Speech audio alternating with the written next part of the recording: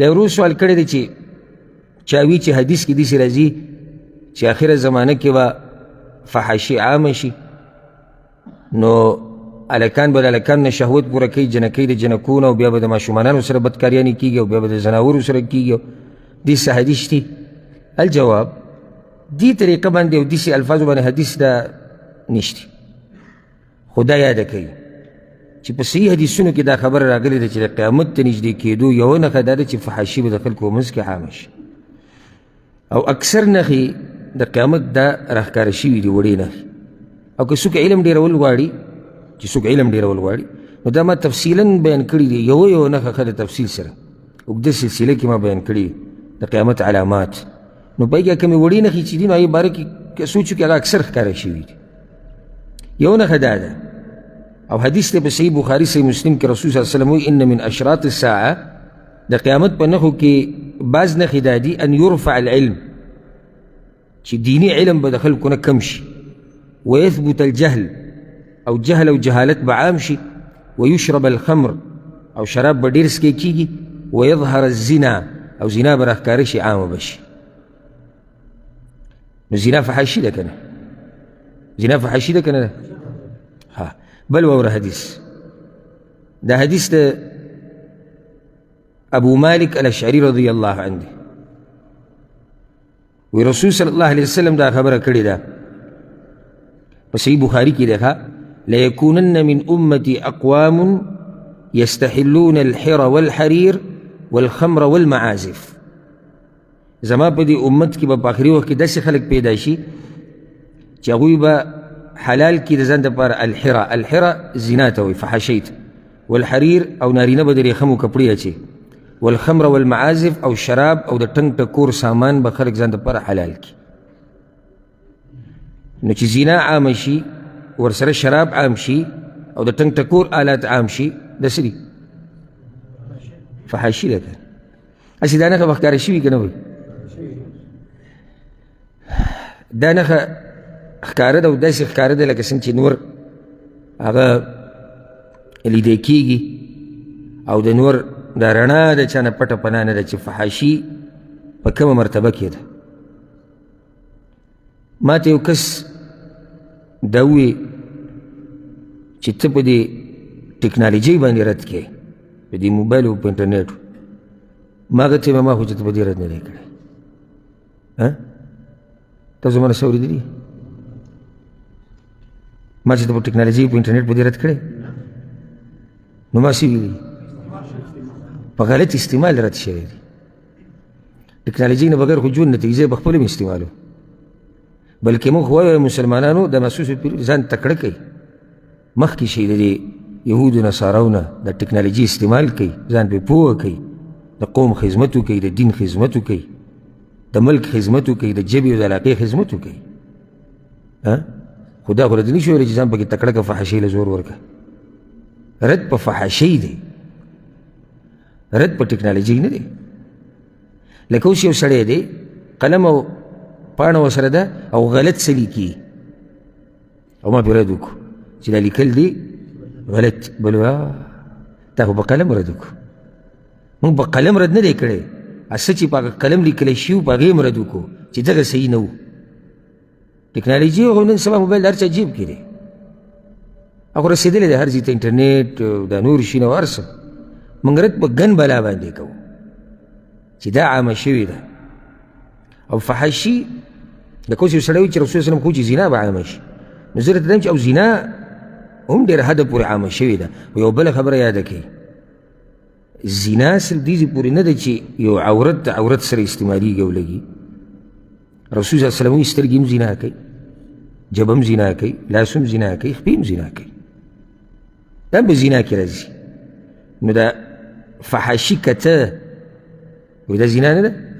د دې دپاره خبرې کول دا زنا نه ده؟ دې ته دعوت ورکول دا زنا نه ده؟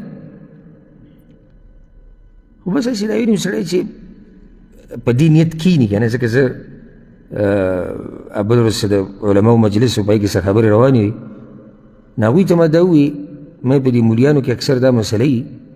چې د بل عالم چې کوم علما د الله نه نه هېرېږي، الله والا نه وي، په هغو کې اکثر دا مسله وي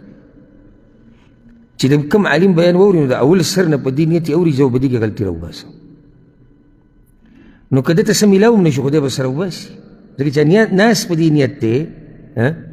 چې زه به سره وباسم خو که ته په دې نیت کښېنې چې زه به څه زده کوم نو بیا به یې زده کړي خو چې په دې نیت د اول نه یې ډډه ولګوله چې زه به نن غلطیانې راوباسم نو که بیا دې څه میلاو نه شي یو ورځ په ما باندې چارت کړی غریب چې د ټول بیان اورېدلی دی څه به ورته په لاس نه ورغلي نو وی دی چې وایي قرآن او حدیث نو دا خو ثا ده قرآن او حدیث حدیث کم ذکر دی نو اوس دې غریب ته نور څه نه دی میلاو شوي نور څه ورته میلاو نه شوي دا خو ثا ده دا خو سین نه دی نو دې له پکار چې دی وایي چې قرآن او حدیث حدیث نه داسې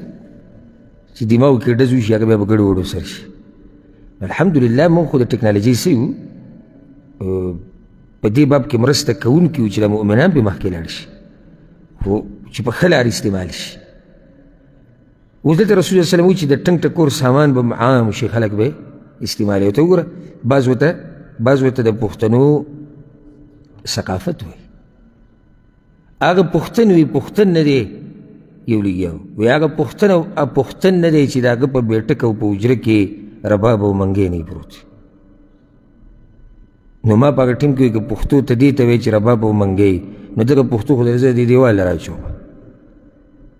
هغه پښتون وي پښتون نه دی چې رباب او منګی پکې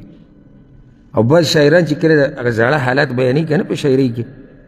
نو وایي نشتي هغه د بنګړو هغه شرنګ او هغه رباب هغه ټنګ او هغه نو په دې جاخه څه کړي او لا څه نه اوري دا خو عام دی نن سبا ته اوس وایي رباب ټنګ نشتي د رباب نه ترقي شوي د قصه موبایل ته وړېدلې ته د رباب په ټنګ پسې ګرځي او په منګي پسې ګرځي په بهر ځای کې دا شی عام شوی نو دې پسې دې ارمان کوي یعنی شاعر دې کې ارمان کوي چې یو ښه وخت ډمې به وي په حجرو کې ګډېدې او رباب به و منګی به او مزې به وي او دې پسې دې ارمان کوي خلک وایي یا الله چې غلط څه شی وي هغه بیا رانه ونه کړي او بیا هغه حالات رانه ولي یا الله نیغې لارې ته مې راواړې او دې په غلط کار پسې ارمان کوي نو حدیثونو کې دا دي چې آخري وخت کې به فحاشي عامه شي او دا حالات روان دغه طرف ته دي چې د قیامت نښې هغه ښکاره شوي د قیامت نږدې دي خو زموږ دا پښتانه یو خبره به وکړم خفه کېږئ به نه اوس دا نور قومونه چې دي دوی بیا هم دا ټکنالوژي او دا کیسې میسې لیدلي دي د مخکې نه نو هغوی بیا هم چې استعمالوي څه نه څه ګزاره پکې کوي خو زموږ دا خو اول پېرې لیدلي دي او پخوا د دې قیسې نه څه خبر نه نو پښتو کې متل وي نادیده چې پدیده شي رڼا ورځ پې توره شپه شي نو دې ته بیا سم زور وباسي یا نور کې دله په طریقه کوي زه به وګورئ زه څه چل کوم نو الله دې رحم کړي زموږ په حال باندې روان ګوره موږ ښه طرف ته نه یو او حدیث کې دا راځي امام بزار امام ابن حبان راوړی دی رسول الله وسلم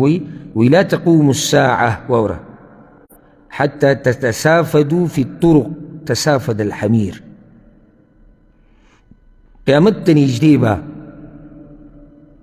فحاشي دومره عامه شي چې په لارو کوڅو کې به شهوتونه د یو بل نه پوره کېږي لکه څنګه چې خر ویږي